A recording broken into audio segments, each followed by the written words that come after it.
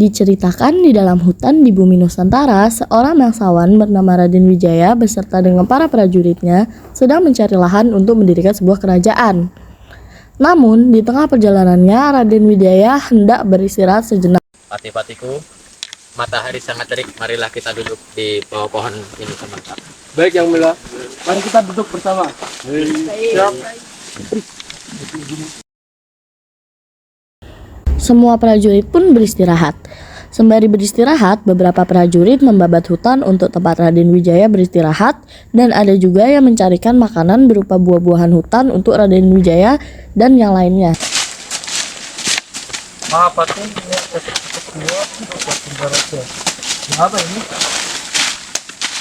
Buah maca baik untuk Baginda. Apakah ini bisa dimakan? Apakah ini beracun? Untuk tetap bisa mengabadi. Ini Baginda, ada sedikit buah untukmu. Sama-sama Baginda. Namun Raden Wijaya hanya memperhatikan buah yang diberikan oleh patihnya dan tak kunjung memakannya. Apakah Baginda tidak menyukai buah maja tersebut? Bukan begitu, Patiku. Justru buah ini sangat enak saat dimakan lagi tua. Apa hubungannya buah ini dengan perjalanan kita, Baginda? Tiba-tiba saya berpikiran tentang sebuah kerajaan kita ini yang akan didirikan di lahan yang sangat besar ini, yang akan berdiri kokoh. Dan saya akan memberikan nama kerajaan kita Majapahit. Mengapa Baginda memilih nama Majapahit tersebut? Nama itu saya ambil dari pohon-pohon maja yang tumbuh di lahan ini, yang rasanya sangat pahit. Inilah kerajaan kita yang akan disegani oleh Nusantara. Setelah kerajaan Majapahit berjalan di bawah pemerintahan Raden Wijaya, Raden Wijaya pun memiliki patih yang bernama Ranggalawe dan Lembusora. Diceritakan Raden Wijaya bersama patihnya sedang berada di ruangan kerajaan. Wahai patih-patihku, berjanjilah kalian akan tetap setia kepadaku. Buatlah yang terbaik untuk rakyat kerajaan kita, Majapahit. Baik, Baginda. Usai mengobrol di ruangan kerajaan, ternyata Ranggalawe dan Lembusora merencanakan sebuah pemberontakan untuk merebut tahta kerajaan dari Raden Wijaya. Temanku, aku tidak puas dengan kedudukan yang diberikan oleh Raden Wijaya, dan aku ingin merebut tahta kerajaan dari Raden Wijaya. Nah, aku telah siap untuk merebut tahta kerajaan. Banyak sekali prajurit yang akan membantu kita dalam pemberontakan ini. Setelah mereka usai menyusun rencana pemberontakan, mereka pun pergi ke kerajaan untuk menemui Raden Wijaya. Hai Raden Wijaya, mengapa kau memberikan kedudukan seperti itu? Apakah kau telah kita berjuang bersama untuk mendirikan kerjaan ini? Benar, mengapa kau tidak adil? Kau memang manusia yang tak tahu terima kasih. Apa? Kalian mengaku memperjuangkan kerajaan ini bersamaku. Kalian sebaiknya tidak pantas mengaku seperti itu. Karena bekerjalah yang membantuku memperjuangkan kerajaan ini, dan sukarela membantu dan para prajurit. Akhirnya pertarungan pun tak dapat dihindari. Akhir dari pertentangan itu adalah sebuah pertarungan yang mengakibatkan Raden Wijaya meninggal. Dan untuk menghormati Raden Wijaya, dibuatlah patung dalam bentuk Dewa Wisnu dan Siwa. Raden Wijaya pun digantikan oleh Jayanegara. Hai rakyatku, akulah Jayanegara, Raja Majapahit, ganti ayahku Raden Wijaya.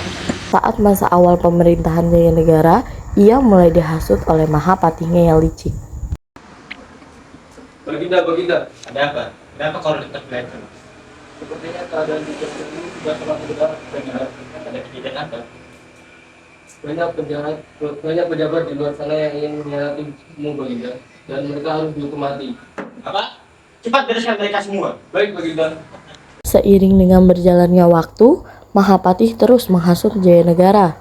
Namun pada akhirnya, Jayanegara sadar akan kesalahannya, mempercayai begitu saja sang Mahapatih. Akhirnya Jayanegara memutuskan untuk menghukum mati Mahapatih tersebut. Dasar kau licik, kau menghasutku demi mendapatkan tahta kerajaan. Apa yang ambil Baginda Raja? Ada maaf bagimu, bunuh dia. Setelah Mahapati tersebut dihukum mati, kondisi kerajaan mulai normal.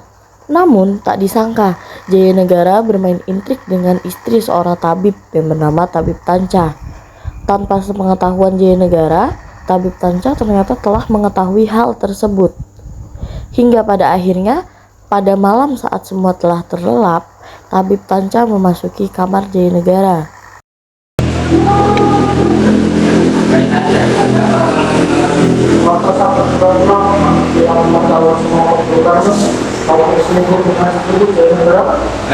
Sudah tahu,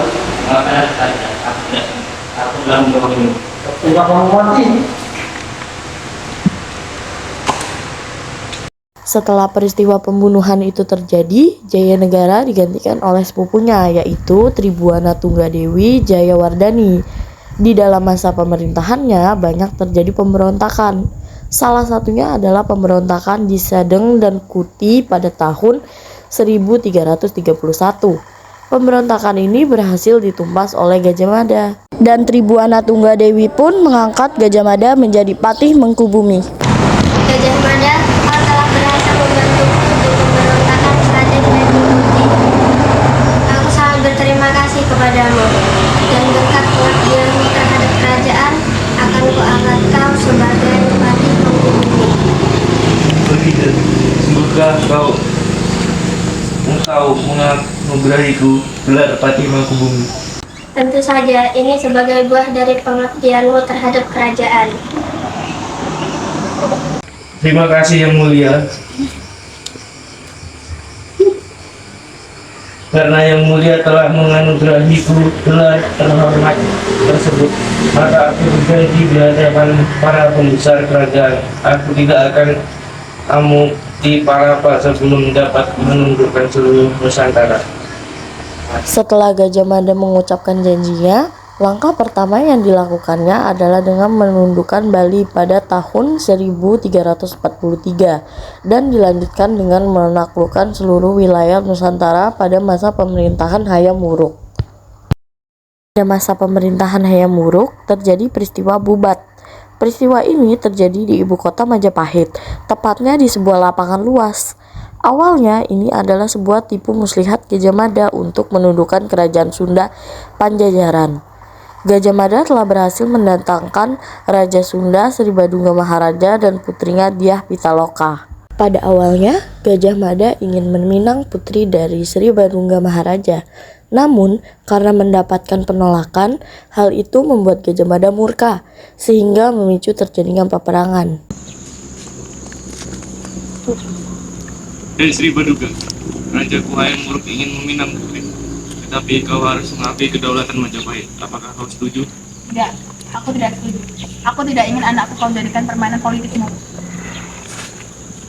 Dasar kau, jika kau tidak ingin prajuritmu gugur dan terjadi peperangan, lebih kau menerima penawaran ini. Apakah kau mengerti? Tidak, aku tidak akan menikah dengan rajamu. Aku akan tetap setia dengan kerajaanku. Jika itu maumu, akan terjadi peperangan besar di wilayah ini. Masalah tidak menerima penawaran. Kalah dengan Aku tetap tidak mau. Aku tidak mau hidup bersama rajamu. Lebih baik aku mati daripada menerima kedaulatan kerajaanku. Aku tidak sudi. Sebagai bukti kesetiaanku kepada kerajaanku, aku akan membunuh diriku sendiri. Jangan anakku, ibu tidak ingin kau mati. Terimalah perjodohan ini. Ibu rela anakku. Maafkan aku, ibu. Anakku! Sri Badungga tidak dapat menghalangi keinginan putrinya, dan Dyah Pitaloka pun mati. Terjadilah sebuah peperangan besar yang melibatkan dua kerajaan tersebut, yang dikenal dengan peristiwa Bubat. Setelah peristiwa Bubat, Mahapati Gajah Mada mengundurkan diri dari jabatannya karena usia lanjut.